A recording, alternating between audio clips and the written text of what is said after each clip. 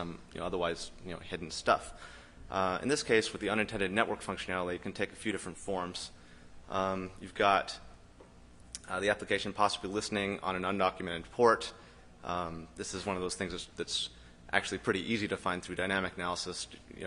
Just looking to see where the application is actually listening with a netstat or something along those lines. Also, any application that makes an outbound connection.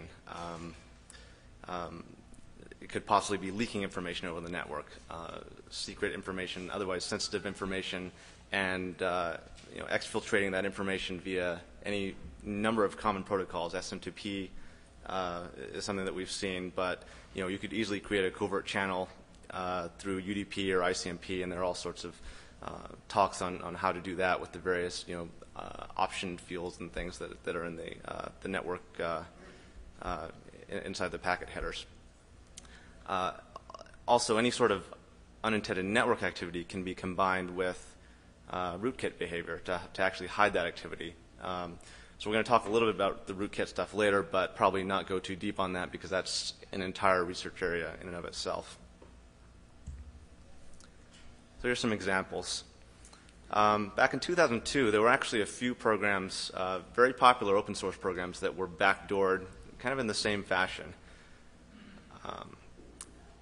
In this case, OpenSSH, several versions in 3.2 and 3.4 series, the source distribution was backdoored, and so it would actually install itself as part of the build process. So what happens is somebody added a file called BF test, and basically it looked like a test case for Blowfish. It was, in fact, I think I have it.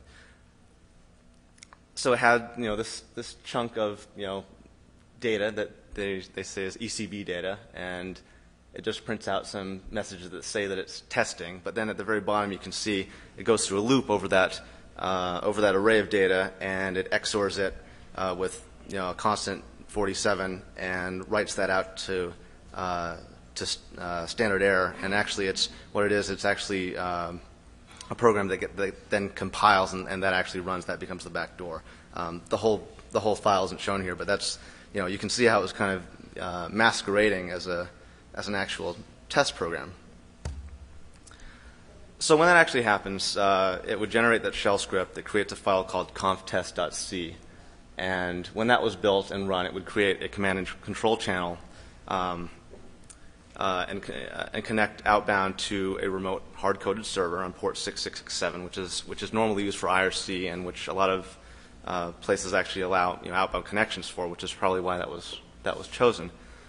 And it sits there and it listens for a command. It takes one of three commands, either kills itself, spawns a shell, or sleeps for an hour, and then just repeats that process until it dies. So this obviously gives a remote attacker on the box that this thing is connecting to the ability to run any command on this box. So this was detected very quickly, and 2 days. Again, open source being pretty quick. And in this case, it's the delivery mechanism that was the application. OpenSSH distribution itself was the delivery mechanism, but really, this thing takes more of the form of a system backdoor because it was running on its own, independent of OpenSSH. You didn't have to have the SSHD daemon running. This just installed itself as part of the build process.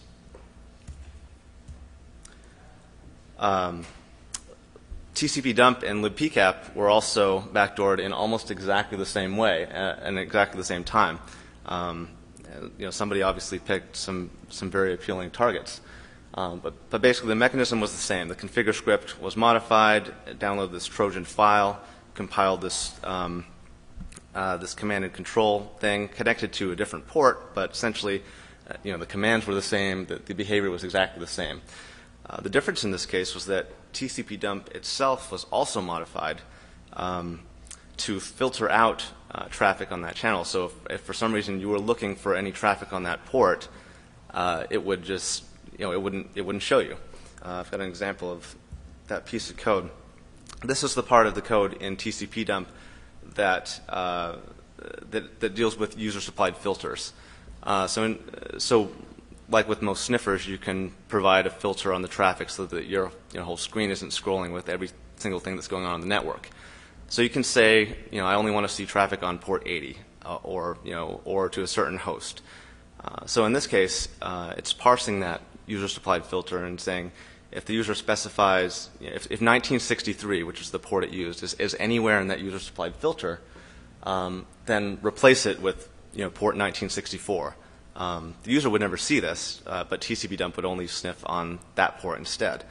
And otherwise, it would just append if there was, if the user supplied some long filter, it would basically just append, or I guess prepend, not port 1963 to the front of it, so that regardless of what they were doing, none of the traffic from this backdoor would show up.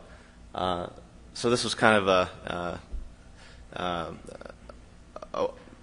in combination with the original backdoor to just kind of make it a little bit less detectable. Obviously, if you're sitting upstream from that, you could see all the traffic, and if you had a router or any other box on the network, you could clearly see the traffic. But not everyone's always looking for that. So here's an example of a PHP web application that had unintended network activity. And this was Edomite CMS, I guess just a content management system. And it was modified to allow remote command injection, one of the mechanisms that Chris had talked about before. The difference with this one is that it also sent a beacon email out to a hard-coded email address, basically telling probably the person who inserted the backdoor that, look, here's a compromised instance that you might want to connect to and execute commands on. Here's what it looked like. Again, we see this the eval base 64 decode idiom, which decodes to what you see below there. So you see the hidden parameter CIJ, which actually does the command execution. On the bottom there, you see the call to the PHP mail function, and there's the person's email address, or probably anonymous remailer or something like that, that sends the server name and something just masquerading as an error message to this email address. So now he knows exactly where to go to, exactly who's installed this, and he can go and execute commands on that server.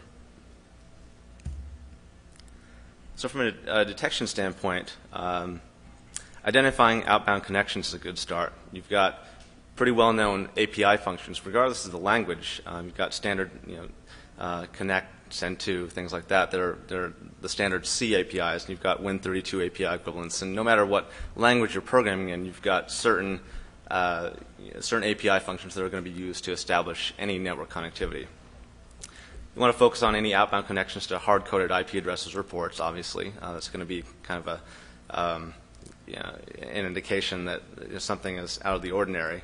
You may have to trace back, from the send calls, and look at the parameter that's being that contains the data buffer. Trace back to see what that contains, to see if it's actually sending out any potentially sensitive information.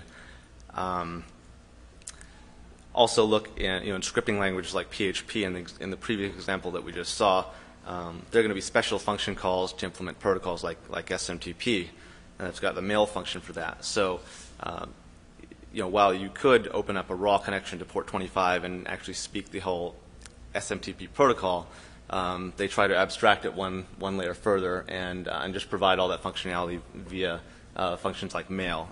So you need to look for those as well. Keep in mind when looking at outbound connections that the auto update features of many programs will periodically connect back, check for updates. So that could be a false positive. So you have to keep that sort of legitimate network connections in mind when you're doing some of these things.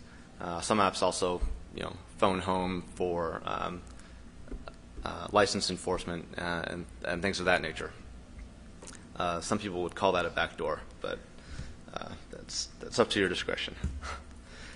Potential leaks of sensitive information. One good way that we've thought of to do this is to look. So a lot of times sensitive information is encrypted or decrypted from somewhere. So you can kind of start with any calls to known crypto API functions. Again, this is a known quantity. You've got, standard APIs that people tend to use. You can start with OpenSSL, MS Crypto API, Be Safe, whatever API, and enumerate all those calls. Then narrow down all the functions that handle any sensitive data. So you know which functions to look at and which parameters in those functions to look at. And then you can trace those variables to see where else they're used, where else they're referenced.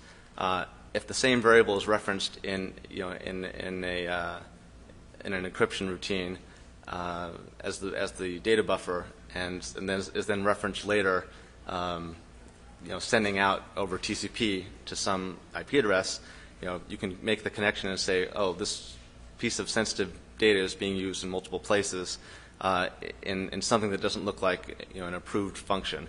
Now, kind of an approved function would be other crypto API calls. So you might encrypt something and decrypt it, or you might zero out a buffer or check the length of some buffer. You're going to find references to these variables, and you have to kind of filter out those valid references and to find the ones that you're actually interested in.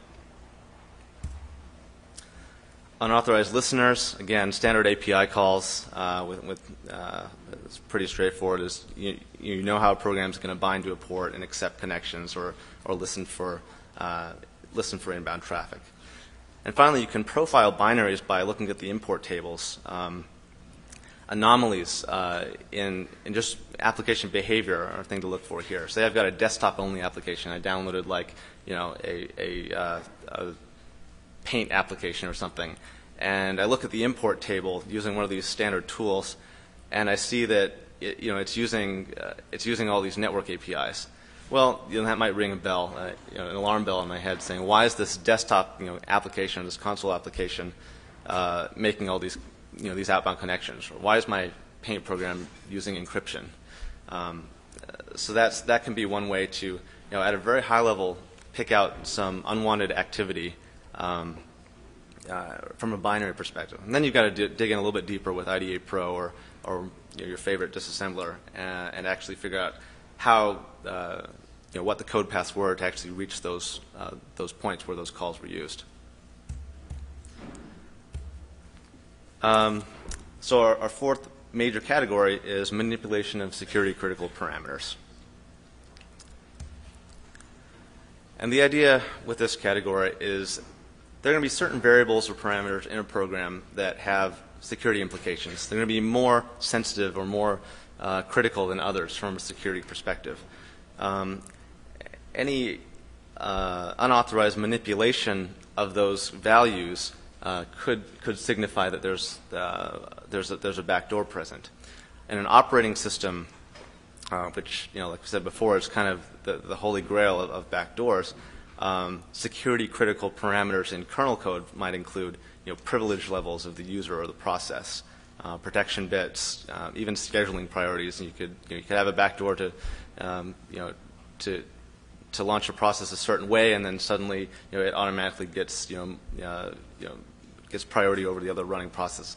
Anything that gives that process some sort of advantage that it shouldn't otherwise have. In higher-level application code, if you think of web applications or any desktop application, authentication functions, authorization functions would be the